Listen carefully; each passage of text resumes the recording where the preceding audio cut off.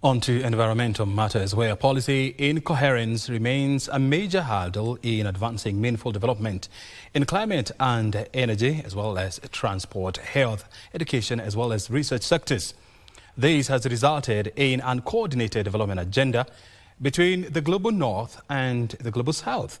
Pan-African Climate Justice Alliance Executive Director Dr Mithika Mwenda says incoherent policies can lead to unintended consequences like funding green initiatives while investing in fossil fuels.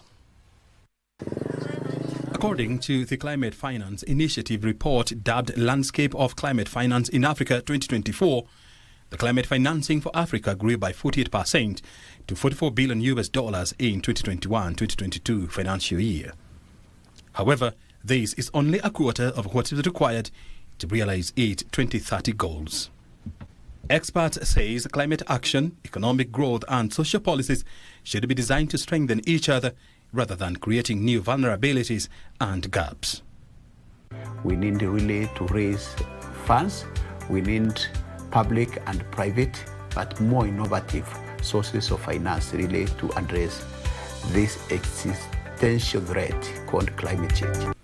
The Pan-African Climate Justice Alliance Executive Director Dr Mithika Mwenda says policy incoherence has caused negative consequences in terms of tangible positive changes, public buy-in and fostering bilateral cooperation.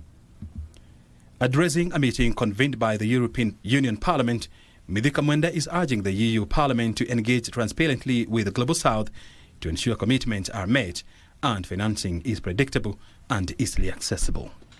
Mithika further says the Global Gateway Initiative, which targets to mobilize up to €300 billion in investment through a Team Europe approach, should be structured in a manner that enhances global North-South relations.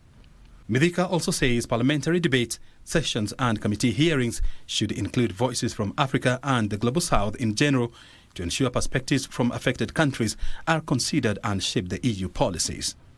We are working together to ensure that whatever is delivered there really comes to support Africa's financing on climate change. We are looking for global goal on adaptation, GGA, and also really to enhance climate adaptation because that is what is the priority for the African continent.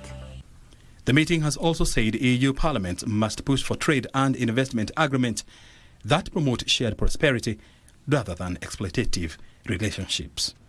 O'Brien, Command for Prime Edition.